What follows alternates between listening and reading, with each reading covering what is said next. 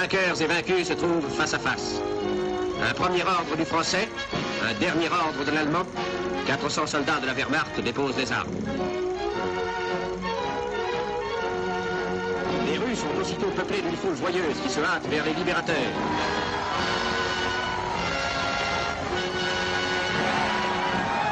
Août 1944, Marseille est ivre de bonheur. Au Capitole, le cinéma de la Canebière, les actualités donnent enfin de bonnes nouvelles. Les frères Guérini, les caïds corses de Marseille, se frottent les mains. La guerre qui s'achève a été pour eux une excellente affaire. Les Guérini ont fait le bon choix, celui de la résistance. Désormais, ces truands vont pouvoir tirer profit de leur engagement patriote. De l'autre côté de l'Atlantique, la guerre est également terminée. Là-bas aussi, la pègre a choisi parfois le bon camp. En ce début d'année 46, par exemple, Lucky Luciano, le parrain de la mafia sicilo-américaine, est libéré de prison pour service rendu à l'effort de guerre américain. Luciano gagne sa liberté, mais il est expulsé en Italie. Le 9 février, il embarque sur le Laura Keane et regarde s'éloigner les docks de New York, dont il fut le roi.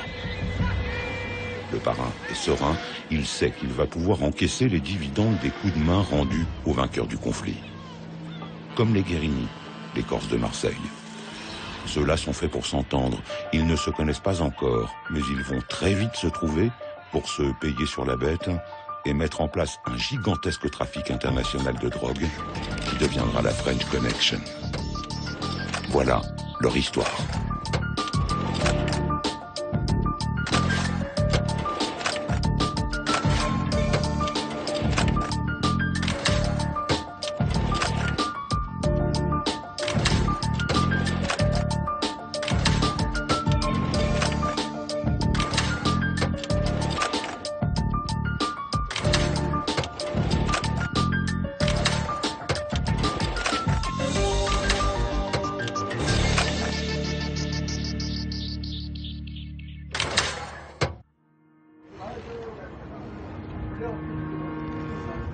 Au début du siècle dernier, quand les frères Guérini débarquent de leur île de beauté natale, Marseille est la première ville corse de France. Fils de bûcherons, les enfants Guérini, Antoine et Barthélemy, dit Mémé, n'ont pas fui la misère de leur village de Calenzana pour devenir fonctionnaires. Ils sont prêts à tout pour réussir. Leur terrain, ce sera la rue. Ici, on peut toujours compter sur un oncle, un cousin, un ami ou la mafia. Dès les années 30, les Guérini se font un petit nom dans le milieu. Mais ils ne sont pas seuls et ils avancent prudemment. Les maîtres du milieu marseillais, avant l'occupation, mais même jusqu'à la libération, étaient Carbone et Spirito. Alors Carbone et Spirito tenaient un empire gigantesque qui concernait à la fois la prostitution, le trafic de drogue, les machines à sous, les jeux, le racket sur les commerçants, etc.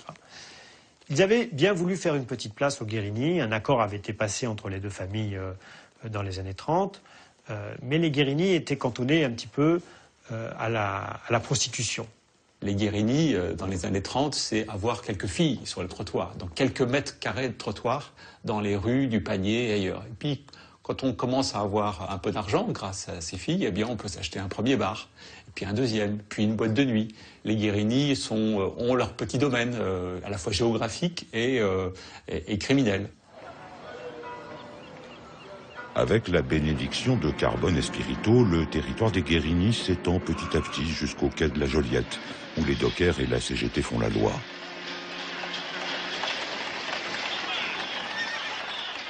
En 1936, partout en France, c'est l'année du Front populaire, des grandes grèves pacifiques et des occupations d'usines. À Marseille, les armateurs voient rouge et cherchent à briser les grèves. Le climat social est explosif, la vie politique confuse, à l'image de ce premier adjoint de la ville, Simon Saviani, candidat communiste en 1936, qui deviendra férocement fasciste quelques mois plus tard. Parmi leurs électeurs. Dans le Midi, à Marseille, à la recherche de M. Simon Saviani, député du Grand Port méditerranéen. qui allez-vous voter? Pour Sabiani. Entre camps politiques, on ne se fait pas de cadeaux. La lutte n'est pas seulement idéologique. Les candidats ont besoin de matraques pour faire passer leur programme. Mais écoutez, pour cette affaire, il faut revenir me voir. Alors ce qu'il y a de bien avec Sabiani, c'est qu'il affiche ses opinions. Il les affiche même sur les murs, puisqu'il sort une affiche disant Carbone et Spirito, ils sont deux grandes truands marseillais, sont mes amis. Donc s'attaquer à Sabiani, ça veut dire s'attaquer à la pègre, ça veut dire qu'il faut être courageux physiquement. Pour qui veut devenir porte-flingue d'un parti, l'époque est au plein emploi. Dans cette atmosphère de militantisme musclé, les frères Guérini, eux aussi, vont devoir choisir un camp politique. Ils choisissent de rejoindre le Parti socialiste et sa figure montante, le jeune avocat Gaston Deffer. Les socialistes, eux aussi, vont s'appuyer sur certains hommes de main. C'est plutôt là la fratrie Guérini. Pourquoi? Parce qu'en réalité, chaque défilé politique à Marseille, chaque meeting politique, il y a un vrai risque d'affrontement entre les différents camps. Et pour éviter de se faire déborder par l'autre camp, eh bien, il faut véritablement des hommes de main. Et puis pour les hommes du milieu, avoir, je dirais, un parrain politique, c'est presque avoir une impunité, puisque ce parrain politique pourra intervenir auprès des policiers ou pourra faire en sorte qu'on ferme les yeux sur certaines pratiques et sur certains trafics. Cultivé aux Indes, au Mexique ou... Contrairement à Carbone et Spirito, les Guérini ne touchent pas encore à la drogue. Le trafic d'opium se développe en France, mais ce n'est pas encore un problème de santé publique majeur. D'autant que c'est en Indochine coloniale que se produit légalement ce que l'on fait de mieux. Les Corses sont très bien placés pour en assurer le transport. On peut dire que les Corses ont donné naissance à ce qu'on appelle une diaspora trafiquante. Ce qui n'a rien à voir avec une mafia au sens criminologique du terme. Ce sont plutôt des gens qui se sont répartis sur l'ensemble de la planète, sur les lignes des messageries maritimes. Donc les messageries maritimes allaient vers l'Amérique latine et elles allaient vers l'Extrême-Orient. C'est sur les marchés locaux que naît le trafic secret et considérable des toxicomanes du monde entier. Ce qui n'est encore que le sucre du pavot deviendra l'opium interdit qui représente 99% de la production mondiale d'opium. À peine déchargés sur les quais de Marseille, les pains d'opium sont acheminés dans les fumeries du Vieux-Port ou réexpédiés dans le reste du monde. La drogue devient une affaire très rentable. Les jeunes Guérini sentent bien qu'il y a là un gros potentiel. Mais pour l'heure, Carbone et Spirito sont à la manœuvre, notamment grâce à leur contact aux États-Unis, un certain Lucky Luciano, le parrain de la mafia sicilienne.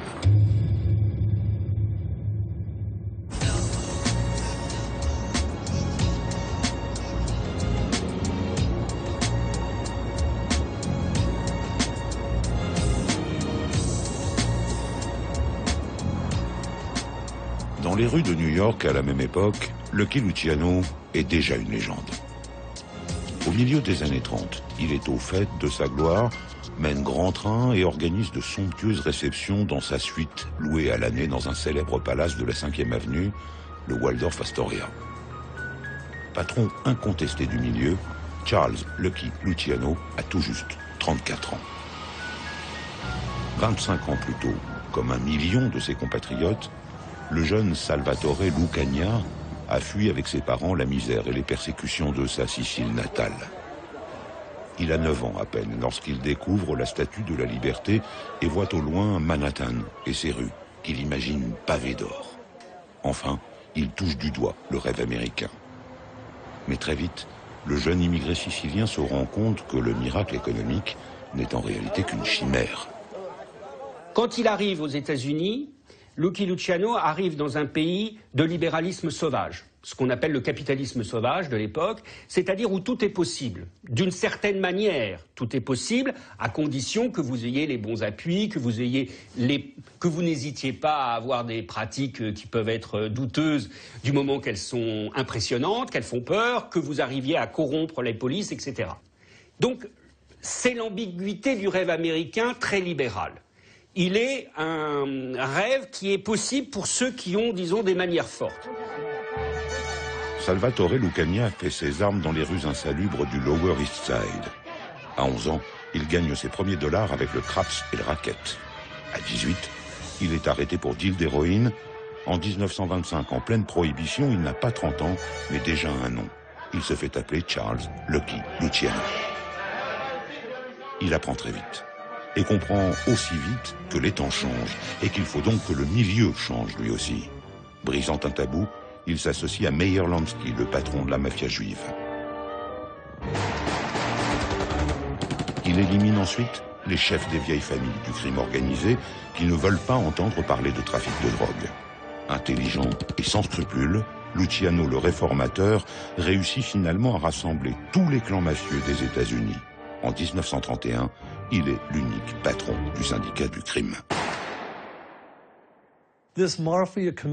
Cette commission de la mafia avait des départements dirigés par des personnes physiques et ces personnes s'assuraient que tout le monde aux États-Unis, que toutes les familles à New York recevaient une juste part de tous les rackets. Et ça, c'est tout le génie de Lansky et Luciano travaillant ensemble. En fait, ils prennent exemple sur le modèle économique de la compagnie Ford pour organiser le crime et ils le rendent très efficace.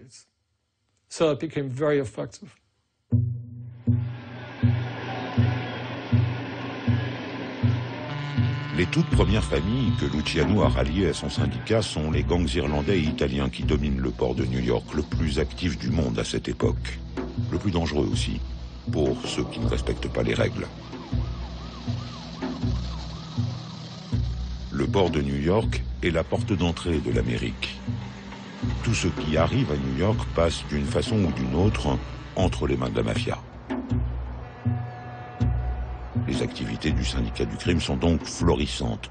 Bien sûr, il y a bien quelques arrestations, quelques saisies, mais la drogue et surtout le marché noir d'alcool font la fortune de Luciano et de ses associés.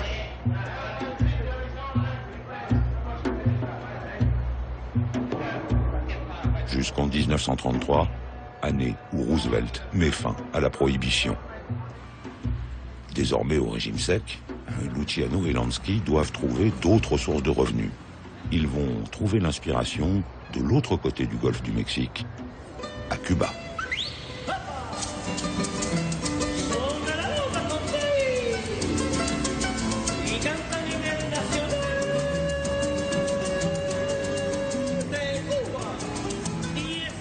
Cuba, c'est l'obsession de Lansky.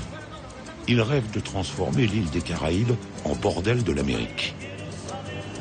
Luciano et Lansky connaissent bien les ports cubains, très actifs au temps de la prohibition pour exporter clandestinement du rhum aux États-Unis. Les circuits de distribution sont donc bien rodés. Luciano veut s'en servir pour faire transiter l'héroïne des producteurs français aux consommateurs américains. Lansky, lui, croit plus aux jeux d'argent, légaux, à Cuba. Il crée de grands hôtels de luxe, des maisons closes et des casinos pour les riches américains qui possèdent sur l'île d'immenses propriétés agricoles et des concessions pétrolières.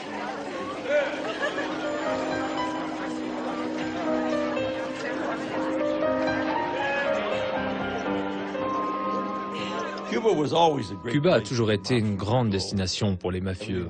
Tout était très ouvert là-bas. C'était un endroit super pour s'amuser, y compris pour des gens respectables. On pouvait jouer, on pouvait rencontrer des dames de la nuit sans risquer d'être déshonoré, comme aux États-Unis si vous vous faisiez prendre. Nous sommes en 1934. Les affaires décollent immédiatement. D'autant que le colonel Batista, le nouveau leader du pays, très bien vu par Washington, se révèle très corruptible et très arrangeant. Cuba va devenir l'État mafieux dont rêve Lansky. Batista s'est dit « Ok Lansky, je te laisse faire mais tu me donnes combien en échange ?» Et Lansky lui dit combien il peut lui donner. D'après moi, c'est comme ça que cela s'est passé avec Lansky. Batista s'est dit « Toi, tu me donnes l'opportunité de gagner beaucoup d'argent. » Et Lansky en retour a pensé « C'est bon, on a un pays et on a un président. » Entre le futur dictateur et les gangsters nord-américains, c'est le début d'une longue amitié. Lansky, c'était le ministre des Finances de la mafia. Il était bon pour gérer l'argent. C'est pour ça que Lucky Luciano l'avait choisi. Quelqu'un lui avait fait la remarque, tu le prends lui, quelqu'un qui n'est même pas italien, qui n'est pas sicilien. Comment tu peux lui faire confiance? Mais il savait qu'il était très doué pour l'argent, et notamment en matière de corruption, de même que pour présenter des offres qu'il était impossible de refuser. Et il a été très facile de s'assurer auprès du gouvernement cubain qu'ils seraient tranquilles pour faire leurs affaires. Aux États-Unis, Luciano et son ministre des Finances sont bien quelques hommes politiques dans leur manche. Mais ils ont aussi un redoutable ennemi, l'ambitieux Thomas Dewey. Le procureur de Manhattan rêve d'un destin présidentiel. Mettre Luciano sous les verrous serait un marchepied décisif dans sa course au pouvoir. Il va réussir à le coincer pour proxénétisme. Le 4 avril 1936, Luciano est déféré devant un tribunal de New York. Le parrain semble à peine s'intéresser au déroulement de son procès. Il a tort. Le verdict tombe. Il est condamné à une peine de 30 à 50 ans d'emprisonnement. Adieu le Waldorf Astoria et les rêves de fortune. Luciano est transféré à la prison de Dannemora, près de la frontière canadienne. Un pénitencier sinistre surnommé la Sibérie. Le parrain délègue ses pouvoirs à Meyer Lansky et Frank Costello. Mais depuis sa cellule, il reste le patron.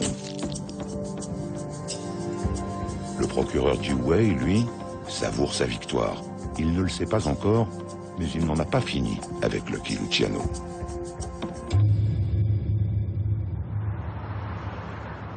En cette fin des années 30, dans les rues de New York, l'héroïne commence à inquiéter le tout récent Narcotic Bureau. Les États-Unis renforcent leur législation sur les stupéfiants. Des centaines de trafiquants se retrouvent derrière les barreaux. Et un autre poison fait son apparition.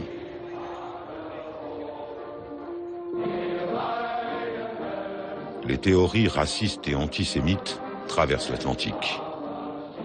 L'idéologie xénophobe du Bund germano-américain se propage des meetings du Madison Square Garden aux plages de Long Island,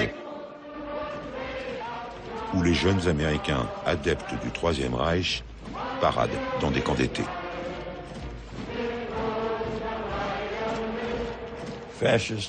Les fascistes et les nazis étaient particulièrement intrépides. Ils avaient des troupes d'assaut qui paradaient à New York et qui attaquaient les Juifs, exactement comme s'ils étaient à Berlin. Il y avait un préjugé antisémite très étendu. Pas forcément haineux, mais profond, très répandu.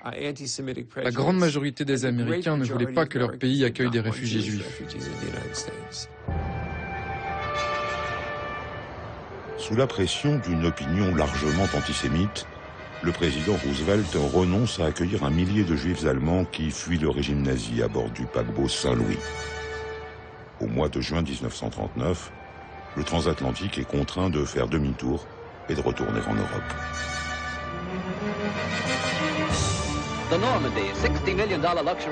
Mais quelques semaines plus tard, le fleuron des paquebots français arrive, lui, sans encombre à New York. Le Normandie rejoint son quai habituel, le Pier 88. Nous sommes le 28 août 1939. Le 1er septembre, 4 jours plus tard, l'Allemagne envahit la Pologne, l'Europe s'embrase.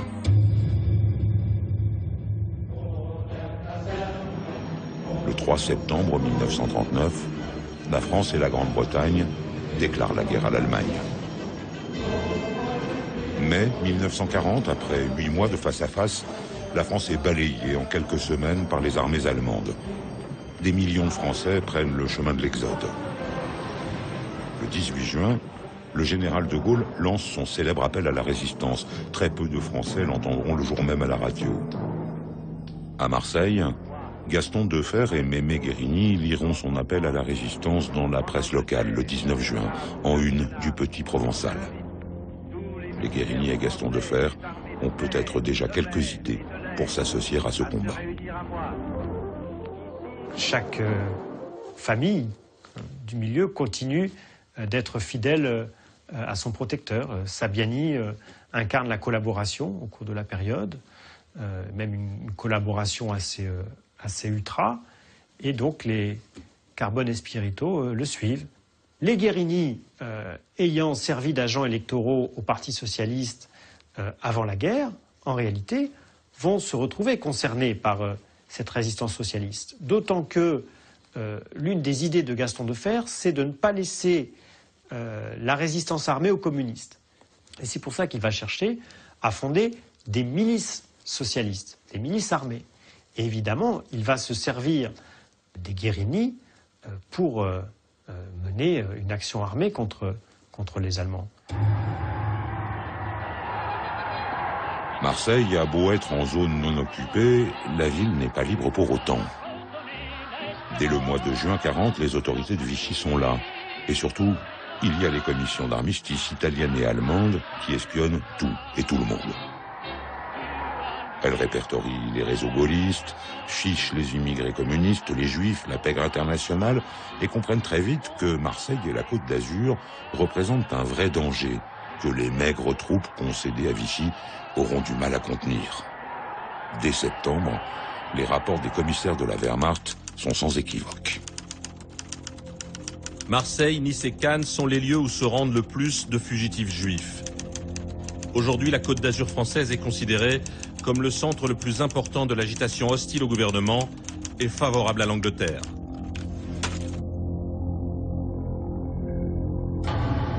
À Marseille, en 1940, c'est la porte du Sud, de manière générale.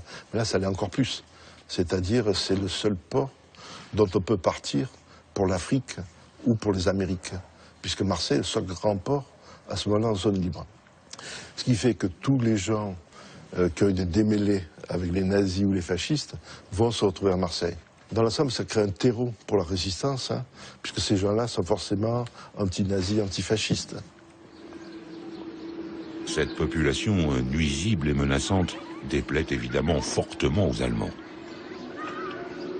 Dès 1940, le quartier du Panier est dans la mire du Reich.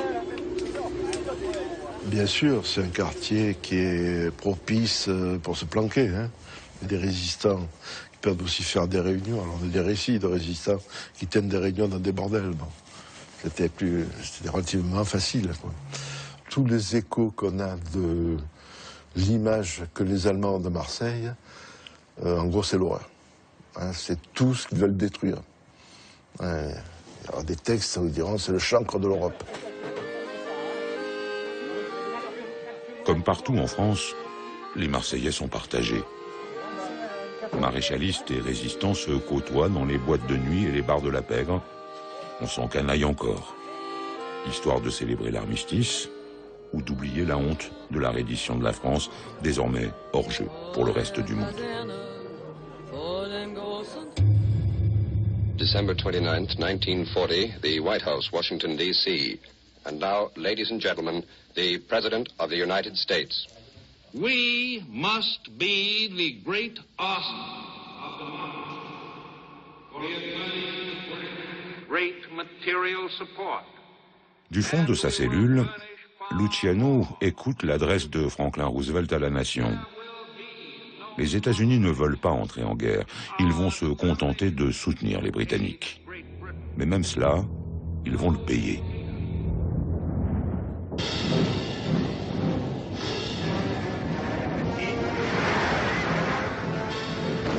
Le 27 octobre 1941, 2 navires de guerre américains sont torpillés par des sous-marins allemands. Roosevelt déclare à la nation que l'Amérique a été attaquée, mais il ne riposte pas encore. Il faudra le 7 décembre 1941 et la destruction de Pearl Harbor par les Japonais pour que les États-Unis entrent en guerre. Lucky Luciano est toujours dans sa cellule, au nord de l'État de New York. Il s'informe, il comprend que l'Amérique va avoir besoin de tout le monde. Il attend, il est sûr qu'une bonne occasion se présentera vite. La ferveur patriotique a été incroyable. À moins que vous ayez vécu à cette époque, je ne vois pas comment je pourrais vous expliquer comment le patriotisme s'est emparé des États-Unis. Les choses ont changé en une nuit. En une nuit. Une semaine après l'agression japonaise, la marine américaine réquisitionne le Normandie. Avec son ruban bleu, le record de vitesse de traversée de l'Atlantique, il met les côtes anglaises à moins de 4 jours de navigation. Les Coast Guards de la Navy assurent la sécurité du navire, les services secrets redoutent des actes de sabotage. Mais le temps presse. À New York, quai 88, tous les corps de métier travaillent d'arrache-pied à transformer au plus vite le paquebot de croisière en navire de transport de troupes. 15 000 hommes vont s'y entasser. Mais le 9 février, en plein après-midi, un incendie se déclare dans le chantier du Grand Salon. Accident ou sabotage? Très vite, en tout cas, le feu se propage à l'ensemble du navire. Terrifiant désastre, Manhattan étouffe dans la fumée de l'incendie. C'était en direct à la radio, pendant que ça brûlait. Il diffusait en direct depuis la mer. Au début, les gens ont cru que c'était un coup des Allemands, partout dans le pays. Parce que les Allemands coulaient déjà des bateaux le long de nos côtes. La Navy était incapable de contrer l'offensive sous-marine des Allemands. Donc, un sous-marin aurait pu faire surface dans le port de New York et tirer des obus en plein Manhattan. Les services de renseignement n'ont aucune certitude. C'est la panique et la peur qui gouvernent. D'autant qu'en ce tout début 1942, les Allemands et leurs redoutables sous-marins semblent très bien informés.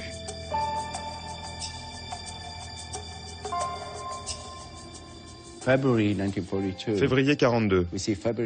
On voit le 2, le 3, le 5, le 6. Il y a vraiment un problème. Comment les Allemands savent aussi précisément quel bateau couler alors qu'il y a tant de navires qui quittent le port?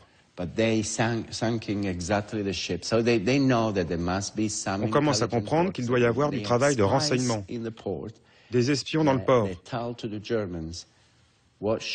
qui disent aux Allemands quels bateaux font route vers l'Angleterre ou la Grande-Bretagne avec du matériel pour l'effort de guerre.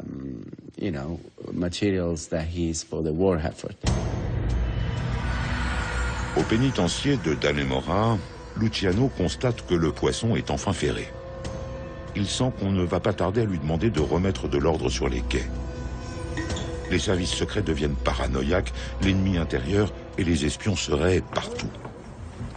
À Long Island, par exemple, où les pêcheurs, souvent d'origine italienne, pourraient bien soutenir les armées de l'Axe et ravitailler en pétrole, en eau et en nourriture les sous-marins allemands. La crainte des services secrets va devenir plus aiguë encore en juin 1942, lorsqu'une équipe de saboteurs allemands débarque sur la plage d'Ammangasset, à 150 km à peine du centre de New York. Pour la première fois depuis le début de la guerre, des nazis mettent les pieds sur le sol américain. 13 juin 42, déclenchement de l'opération Pastorius. Le sous-marin allemand U-202 Innsbruck s'immobilise à faible profondeur, à une centaine de mètres du rivage. Extrait du journal de bord du capitaine Linder. La côte reste invisible, mais on entend distinctement le ressac. Le canot pneumatique doit se diriger vers la côte. J'ai attaché une corde pour le remonter ensuite à bord. Le bateau est à l'eau. À bord, un commando de 4 hommes. Des experts en sabotage et leur matériel. Leur mission, faire sauter des objectifs stratégiques. Le barrage hydroélectrique des chutes du Niagara, des usines d'armement, des ponts de chemin de fer, des gares, partout dans le pays. Ce jour-là, 8 espions débarquent sur le sol américain. Une équipe dans le nord, à Long Island, et une autre en Floride. Mais l'opération Pastorius est un échec. Avant d'avoir atteint le moindre objectif, 2 des saboteurs allemands se rendent au FBI et dénoncent leurs complices, qui seront exécutés. Mais l'Amérique a définitivement compris qu'elle est vulnérable. Les services secrets paniquent.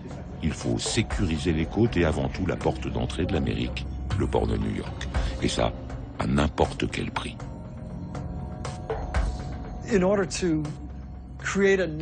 Dans l'idée de créer un réseau le long des côtes pour repérer les espions allemands et éviter les sabotages industriels, les militaires ont dû s'appuyer sur un réseau qui était déjà actif et ce système en place était largement contrôlé par la mafia. La mafia italienne qui contrôlait beaucoup de directions syndicales. Et on leur a donné un nom, Sox Lanza, un Italien de New York. Et Lanza leur a dit, oui, bien sûr, je serais heureux de vous aider. Nous sommes des criminels, mais patriotes, et nous allons aider les États-Unis. Mais il leur a dit aussi, dites au gouvernement que pour ça, nous aurons besoin de l'accord de Lucky Luciano. Tout se met en place pour que les États-Unis d'Amérique passent un pacte avec le diable.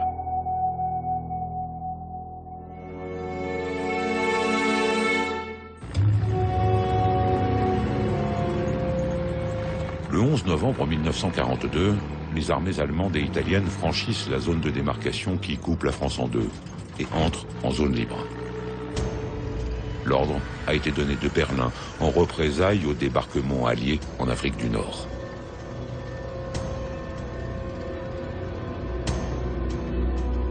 Le Führer a ordonné le déclenchement de l'opération Anton le 11 novembre 1942 à 7h10. Le même déclenchement est convenu avec l'Italie. L'objectif de l'invasion est de protéger le pays et la population contre une frappe ennemie. Les armées de l'Axe craignent un débarquement allié en Provence. Le 13 novembre, Marseille est occupée par les soldats du Reich. Le port est désormais sous la botte allemande. Pour Carbone et Spirito, comme pour les Guérini, il va falloir choisir son camp. Carbone et Spirito, les parrains d'avant-guerre, maintiennent leur alliance avec Simon Saviani. Ils choisissent la collaboration. Les Guérini, eux, restent fidèles à Gaston Deffer. À partir du moment donc, où les Allemands s'installent à Marseille, eh bien Carbone et Spirito vont devenir, là c'est quelque chose d'assez classique, on voit aussi à Paris avec la Gestapo française, deviennent des hommes de main des Allemands. Ils font à la fois des trafics pour le compte de l'occupant et puis à l'occasion, ils peuvent aussi servir pour des activités de renseignement. Les Guérini, eux, ils ont une position un peu plus complexe, plus diversifiée. Ils sont peut-être plus prudents. Et puis le fait qu'il y ait 8 frères et sœurs permet peut-être à certains de collaborer et à d'autres de travailler avec la résistance. Donc c'est ce qui va se passer. À Marseille, la présence des Allemands pénalise les activités de la pègre, en dehors bien sûr de celles de leurs amis Carbone et Spirito. Les Guérini et quelques familles du milieu s'en agacent. D'après la légende, ils auraient voulu créer un véritable maquis noir. Fin 1942, une centaine de truands se seraient donné rendez-vous dans une auberge isolée de l'étang de Berre, sous le haut patronage des Guérini, afin d'organiser l'insurrection de la pègre. Il n'existe aucune preuve de cette réunion.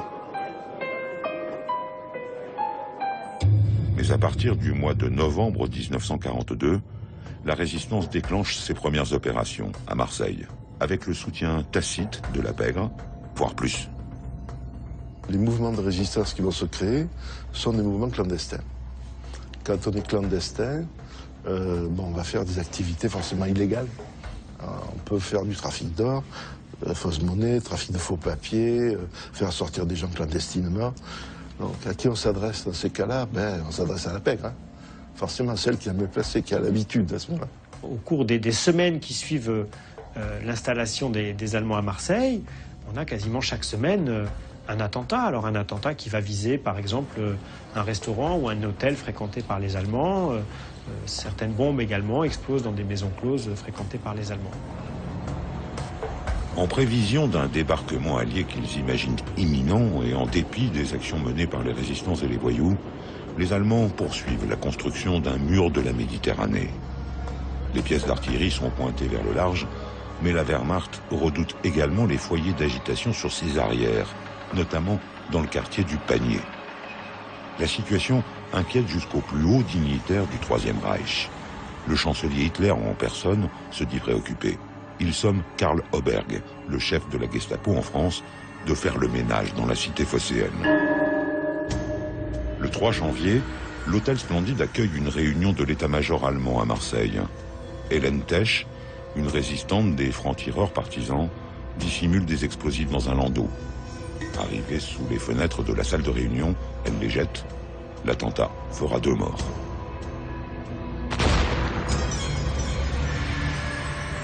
Les Allemands sont fous de rage. Le 4 janvier 1943, le chef de la SS, Heinrich Himmler, exige d'Oberg une intervention sans compromis et des plus radicales. 2 jours plus tard, Oberg est à Marseille. L'état de siège est décrété, les Allemands peaufinent leur plan, mais c'est Himmler qui fixe les objectifs dans cet ordre du 18 janvier. Premièrement, arrestation des grandes masses criminelles de Marseille et leur déportation en camps de concentration, de préférence en Allemagne. Je me représente un chiffre d'environ 100 000 personnes. Deuxièmement, dynamitage radical du quartier de la Pègre. Troisièmement, la police française et la garde mobile doivent s'investir le plus possible dans cette opération. La porcherie marseillaise est une porcherie française. L'ordre est clair, il s'agit de faire place nette. Tout sourire, René Bousquet, le secrétaire général de la police de Vichy, est venu s'assurer de la bonne collaboration des 12 000 policiers français réquisitionnés pour l'occasion. On veut faire peur aux Marseillais, pour dire maintenant c'est nous qui décidons. Et puis il y a aussi le fait d'avoir le maximum de déportations, hein, parce que c'est le moment où on intensifie les déportations d'extermination, à la Shoah. Donc là, on se dit, dans ce quartier-là, il y a beaucoup de métèques, de juifs à pouvoir déporter et à envoyer en Allemagne. La rafle du Vieux-Port, baptisée par les Allemands Opération Sultan, se déroule le week-end du 22 au 24 janvier 1943. 25 000 personnes sont expulsées, 6 000 d'entre elles sont arrêtées.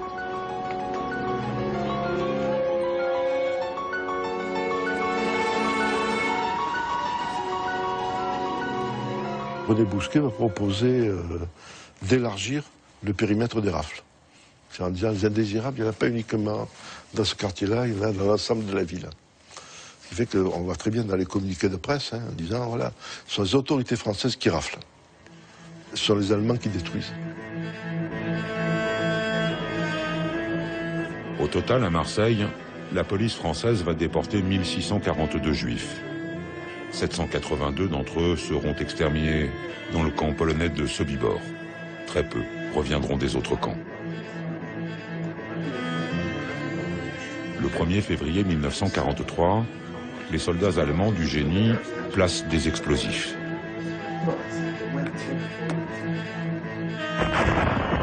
En 15 jours, 1500 immeubles sont rasés.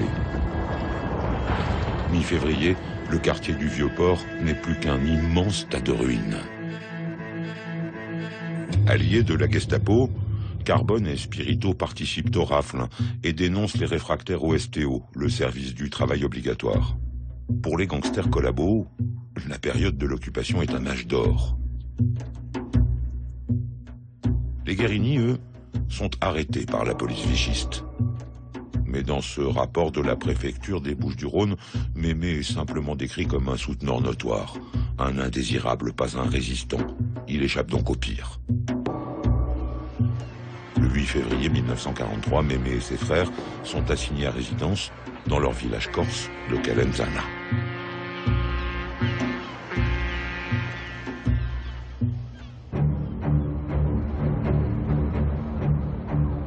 À New York, la menace des U-boats allemands terrorise la population. On jure avoir vu des périscopes dans l'East River. Les services de renseignement américains sont sur les dents. Ils se résignent à demander l'aide de la mafia pour sécuriser les côtes et le port de New York. Mais l'opération doit évidemment rester strictement confidentielle. Dans le plus grand secret, un homme des services, le colonel Gurfein, entre en contact avec Joe Sox Lanza, le patron du Fulton Fish Market de Manhattan. C'est lui qui contrôle les syndicats de marins, de dockers et de pêcheurs sur le littoral nord-atlantique. Sox Lanza est un habitué des tribunaux du district sud. Il a un excellent avocat, maître Guerin. Lanza et son avocat vont jouer les intermédiaires entre les services secrets du colonel Gurfein et la pègre new-yorkaise. L'opération, baptisée Underworld, sera rendue publique après-guerre dans un rapport fédéral.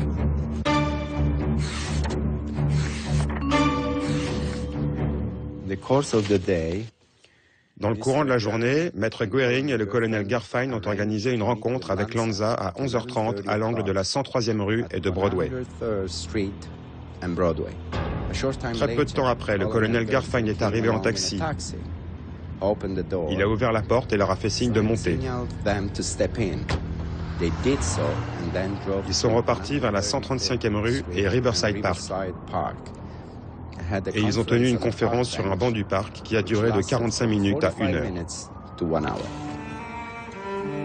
En échange de la clémence des tribunaux, Lanza accepte le marché. Il permet aux agents des services secrets d'infiltrer les syndicats de marins, les marchés, les bateaux, les quais. Mais l'influence de Lanza s'arrête là. Après plusieurs semaines de bons et loyaux services, il sent que la situation est mûre et qu'il est temps de passer à l'offensive. Lanza devait aider à faire sortir de l'information dans sa zone d'influence, c'est-à-dire le marché aux poissons de Manhattan. Lanza savait qu'il ne pourrait pas accomplir sa mission au-delà sans que l'assistance de Luciano ne soit assurée. Et que pour obtenir de l'information dans les autres parties de la ville, il fallait que Luciano entre dans la danse. Il obtiendrait alors toutes les coopérations qu'il voulait dans les autres secteurs de la ville de New York.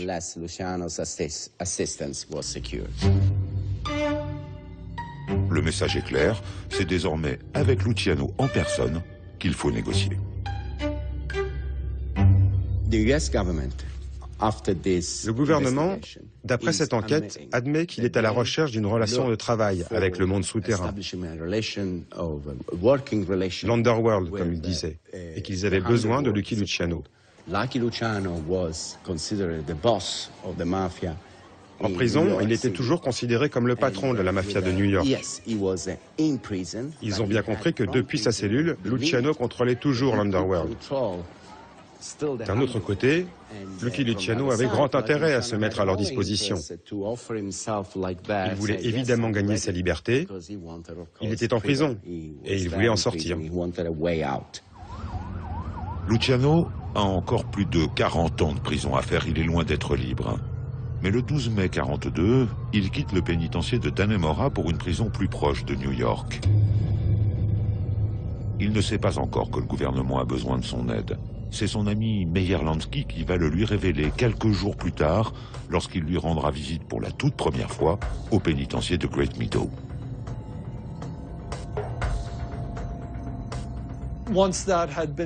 Une fois que ceci a été fait, tout le monde dans la mafia a été informé qu'un marché avait été conclu. Et jusqu'à la fin de la guerre, de bien des façons, la mafia a travaillé du côté de la loi et avec des organismes de sécurité militaire. Et de bien des façons aussi, elle a été protégée d'un certain nombre de poursuites. À partir de juin 1942, toute la pègre new-yorkaise défile dans la cellule de Luciano, où le boss donne ses instructions. En contrepartie, il espère bien sûr sa libération anticipée. Les autorités américaines vont continuer à dérouler la plotte. Puisque la mafia sicilienne collabore si volontiers, elle est mise à contribution pour préparer la première opération militaire d'envergure en Europe, l'invasion de la Sicile. 10 juillet 1943, les Alliés y débarquent. 160 000 hommes, 4 200 avions, 3 000 navires, c'est le tournant de la Seconde Guerre mondiale. Le Troisième Reich, pris en étau entre les Russes à l'Est et les forces alliées dans le sud de l'Europe, ne se relèvera pas. Les stratèges alliés ont préparé l'opération Husky dans le plus grand secret, avec la bénédiction de Luciano et l'aide des mafieux siciliens aux États-Unis. Ils ont fourni à l'OSS, l'ancêtre de la CIA, renseignements et contacts en Sicile. Des lieux de débarquement possibles, la géographie des côtes et surtout les noms d'hommes de confiance qui pourraient faire de bons administrateurs des territoires libérés. Les Américains ont nommé à la tête des villages, et parfois même de grandes villes comme à Palerme, eh bien, des représentants de la mafia ou des hommes de main ou des hommes de paille de la mafia, en le sachant pertinemment. La légende dit même que les véhicules alliés ont débarqué sur l'île avec un beau fanion sur leurs antennes, un grand L noir sur fond jaune. L comme Luciano. Tout cela relève évidemment de ce mythe que cherche à se créer la mafia pour dire « nous avons été parmi les libérateurs de l'Italie, donc on ne peut pas complètement nous écarter du jeu. Nous sommes des personnages très importants, nous avons contribué à la liberté retrouvée en Italie ». Donc ça a contribué évidemment à enjoliver son rôle et à la rendre très puissante. Et elle en a beaucoup joué après-guerre. Assigné à résidence en Corse en février 1943, Mémé n'a pas fait de vieux os dans l'île de Beauté. Il est rentré clandestinement à Marseille, où la résistance monte en puissance. Mémé Guerini l'a rejoint, aux côtés des milices socialistes créées par Gaston Defferre. Pas un document n'atteste de la date de son engagement, mais l'alliance Guerini-Defferre se renforce pendant la guerre. Après l'invasion de la Sicile et la défaite allemande à Stalingrad, François Spirito et Simon Sabiani sentent le vent tourner. Ils s'enfuient en Amérique du Sud. Carbone, lui, est tué lors du sabotage d'un train par les résistants. À Marseille, l'empire des anciens parrains se délite. Les Guerini n'en profitent pas encore. Les Allemands sont toujours là, solidement installés. Il faudra encore plus d'1 an avant qu'ils ne partent. Plus d'1 an et un nouveau débarquement allié en Provence, cette fois le 15 août 1944. Au lendemain du débarquement allié en Provence, le 15 août 1944, une grève générale est décrétée dans Marseille. Les syndicats qui s'étaient reconstruits dans la clandestinité sont très puissants et du coup la ville se soulève. Voilà. Et donc la ville va être libérée par ce soulèvement qui va être concomitant avec l'arrivée bien sûr des Alliés, notamment de l'armée française du général Montsabert.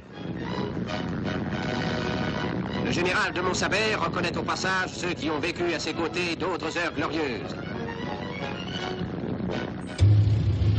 Le 28 août, Marseille en révolte acclame Girez, Goulier marocain, FFI et aussi les héros de la pègre, tous ces combattants qui signent sa libération définitive. Mémé Guerini aurait descendu la Canebière juché sur un char américain. Désormais, le caïd corse lui aussi construit sa légende.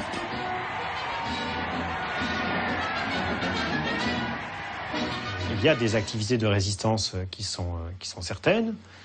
Il a combattu notamment pour la libération de Marseille en août 1944. Tout le problème de cette période, c'est que on pouvait tout à fait faire des activités de résistance et aussi faire des trafics. C'est une période complexe, effectivement, où il est finalement assez facile de jouer sur tous les tableaux, surtout lorsqu'on est habitué à naviguer dans des milieux clandestins. Marseille est libérée, mais Marseille meurt de faim. La question du ravitaillement est devenue une des plus épineuses. Le port est impraticable, les Allemands l'ont totalement détruit avant de battre en retraite. La population s'agite et la situation sociale devient critique.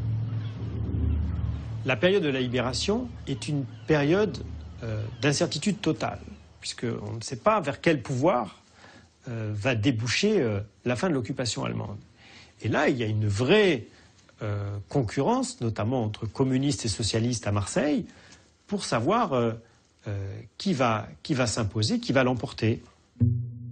C'est Raymond Aubrac qui va trancher. Nommé par De Gaulle commissaire de la République, Aubrac donne provisoirement les clés de la ville à Gaston Defferre, tout auréolé de son action de résistant au sein du réseau Brutus. Pour les Guerini, c'est une excellente nouvelle. Leur protecteur a désormais tous les pouvoirs et les caïds corses vont avoir leurs entrées à la mairie. Les liens qui se sont tissés entre certains résistants et certaines filières mafieuses sous l'occupation profitent à ces filières mafieuses à la libération, puisque à partir du moment où elles ont aidé la résistance, ça leur donne une certaine dimension patriotique, ça leur donne une certaine impunité. Pour certains, oui, pour certains, ces amitiés nouées à ce moment-là vont continuer, parce qu'il y a aussi des risques pris en commun, hein, forcément, hein, contre un occupant qui quand même est terrible. Les 11 000 prisonniers de la Wehrmacht sont immédiatement mis au travail pour reconstruire le premier port de France. C'est vital pour l'Europe, mais surtout pour les Américains. Leur 7e armée, stationnée en Provence, compte 100 000 hommes qu'il faut ravitailler. C'est une manne inespérée pour la pègre corse. D'abord parce qu'il y a des bars, il y a des prostituées. Les marins, les militaires américains viennent là et il y a un marché noir qui se développe. Et ensuite, évidemment, les Guérini comme étant les principaux organisateurs et les principales figures de cette pègre corse qui, dès 1945, maîtrise un certain nombre de marché noir de cigarettes, marché noir d'essence, marché noir... et puis la prostitution, évidemment, parce que c'est un marché en pleine expansion. Les affaires reprennent enfin pour les Guérini. Ils se sont appropriés l'ancien empire de Carbone et Spirito disparu dans la débâcle allemande. Les parrains corses sont les seuls maîtres des docks, source de tous les trafics. Les services secrets américains s'en inquiètent. En avril 1945, les agents de l'OSS en France décrivent l'importance du marché noir à Marseille et l'emprise des truands locaux. Le trafic est tel qu'il n'y a pratiquement pas une famille à Marseille sans réserve de produits américains. Le prix des boîtes varie entre 150 et 600 francs. Marseille était l'une des villes en France où les prix du marché noir étaient les plus élevés, ce qui explique aussi d'ailleurs pourquoi toute une partie du milieu marseillais, à un moment donné, préfère presque abandonner des activités traditionnelles comme la prostitution, le trafic de drogue, pour tout simplement se livrer à des trafics alimentaires qui étaient très rémunérateurs. Donc ce rationnement, ces restrictions alimentaires pèsent aussi considérablement dans les difficultés de Marseille dans l'après-guerre. Le 13 mai 1945, dans le quartier du Panier, on se ferait un chemin à travers les ruines pour se rendre au bureau de vote. 5 jours après la capitulation allemande, c'est le second tour des élections municipales. Pour la première fois, les femmes votent en France. À Marseille, Gaston Defferre est élu de justesse à la mairie. Mais son rival, le Parti communiste, est devenu le plus grand parti de France. Du coup, la CGT retrouve sa puissance d'avant-guerre et sa mainmise sur le port.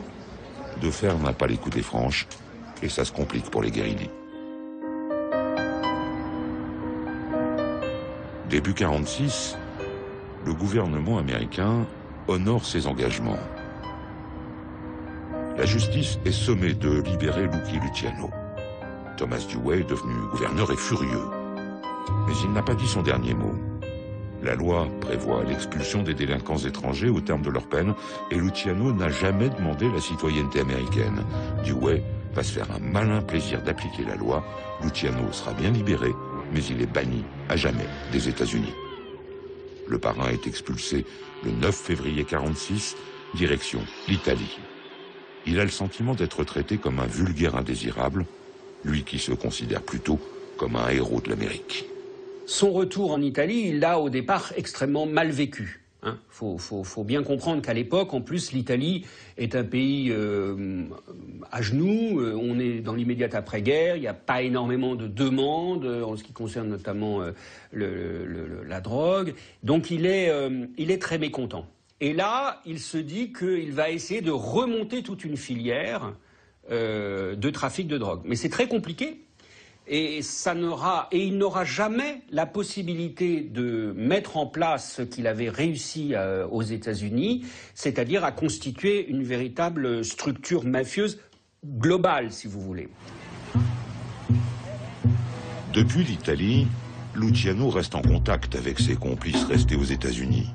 Meyer Lansky vit désormais en Floride, où il continue à investir dans les casinos. Luciano ne tient pas en place.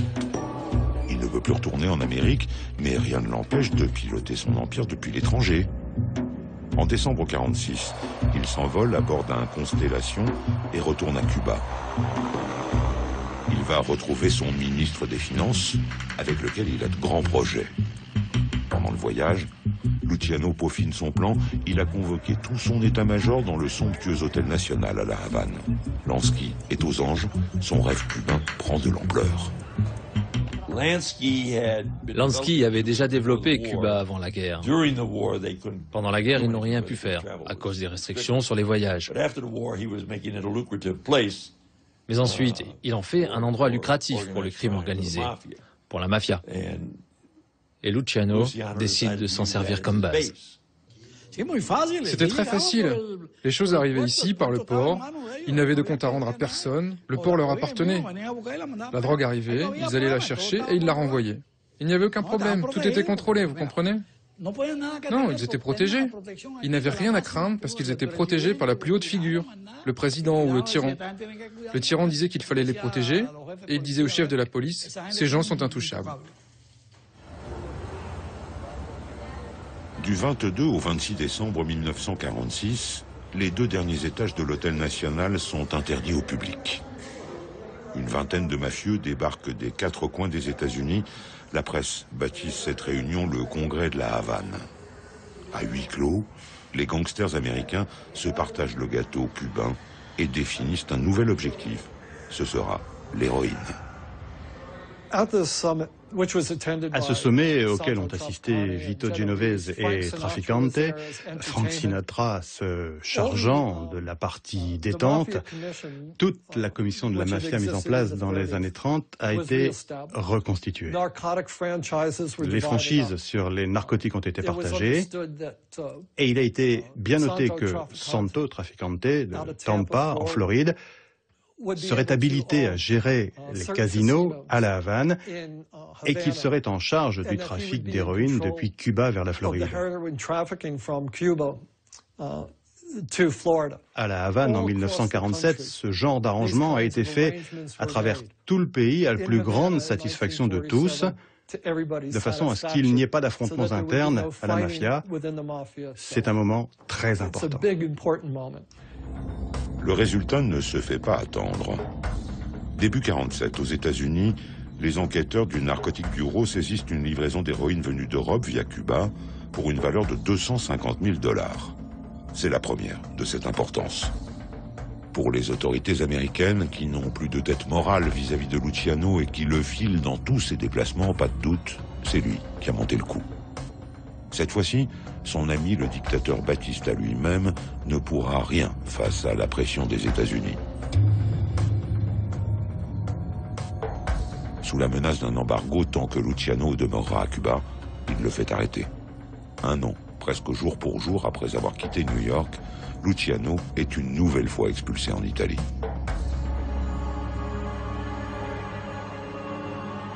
De retour en Europe, on le conduit en Sicile.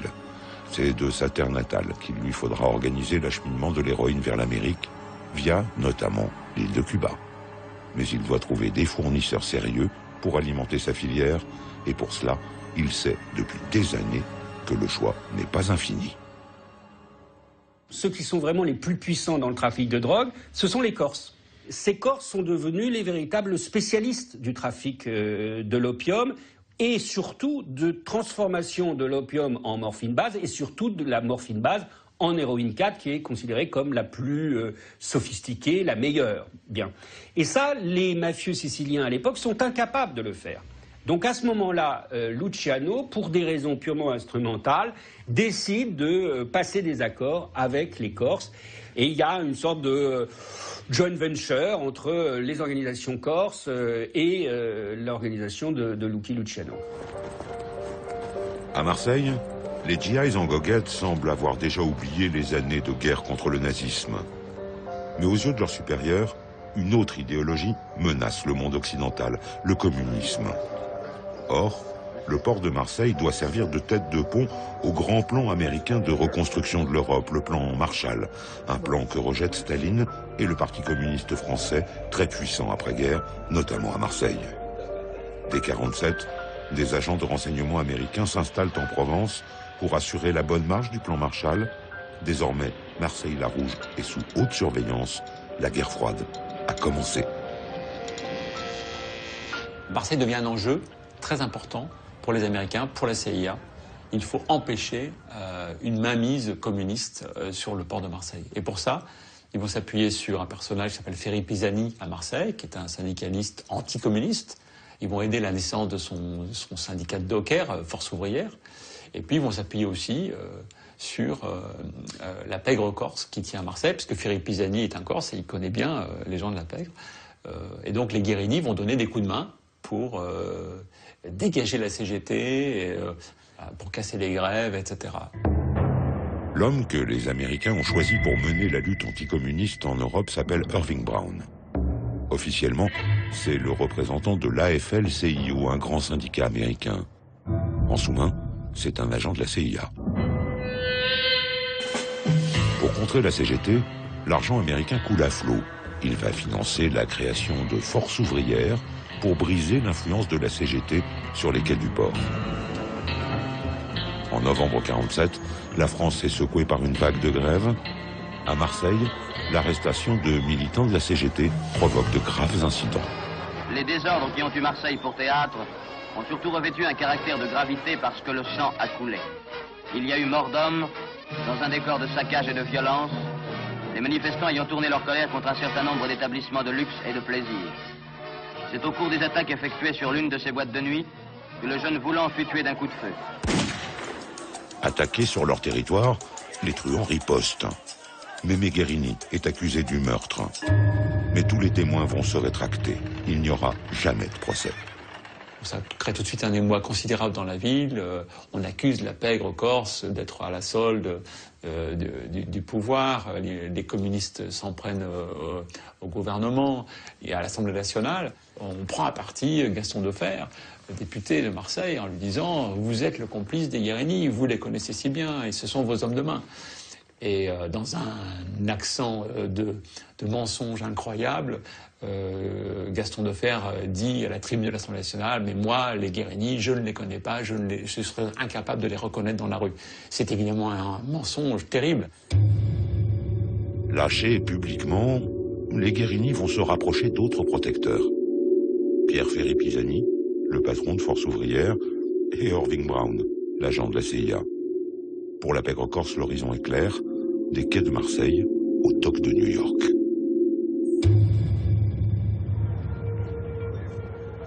Les Guérini ont établi leur quartier général dans un hôtel du Vieux-Port. Les frères corses sont désormais les juges de paix du milieu. Ils n'ont plus à se salir les mains.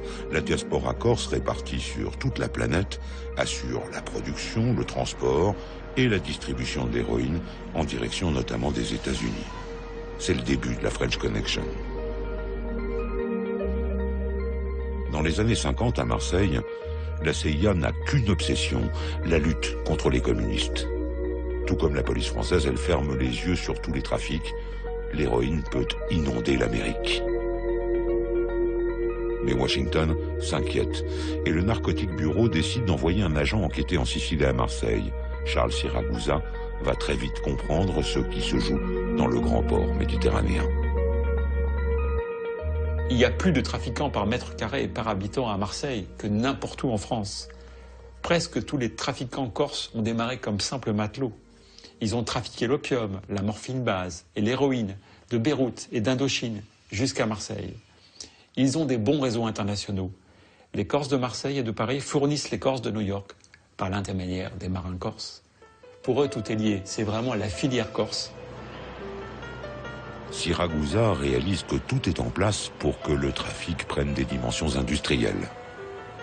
Au mois d'avril 1951, une importante saisie va lui donner raison. Dans l'étrave du Champollion, un navire des messageries maritimes en provenance de Beyrouth, les douaniers marseillais récupèrent 300 kilos d'opium, record du monde à l'époque. Mais Siragusa ne saura jamais tout. Pourquoi et comment les bandits de Marseille et de New York ont réussi à faire fructifier leur choix patriotique? Comment ces grands truands ont gagné leur impunité grâce à des alliances contre nature? Anti-nazis, puis anticommunistes, puis richissimes trafiquants. Ces sales petits secrets resteront tapis dans les coulisses du pouvoir.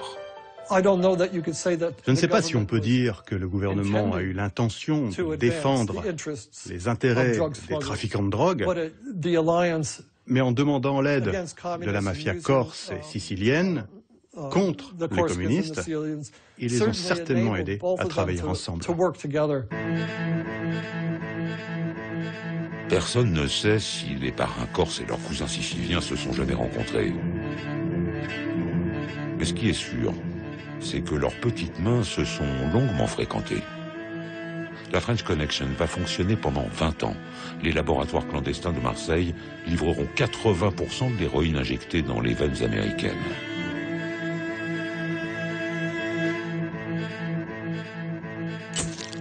1959, Fidel Castro balaie les rêves de fortune de Lansky à Cuba. Le ministre des Finances du syndicat du crime demandera asile à Israël. En vain, il mourra en Floride. Antoine Guérini est assassiné en 1964. Mémé passe quelques années à l'ombre et finit paisiblement ses jours sous le soleil de Méditerranée sans rien révéler de ses secrets. Lucky Luciano meurt d'une crise cardiaque à Naples en 62, mais il repose pour l'éternité dans un cimetière du Queens, à New York. Dans son testament, il affirme qu'à l'hiver 42, du fond de sa cellule de Dannemora, il a donné l'ordre à ses hommes d'incendier le Normandie. Un plan machiavélique pour contraindre les autorités américaines à demander son aide et à le libérer de prison. Mensonge? Peut-être. Personne ne le saura jamais.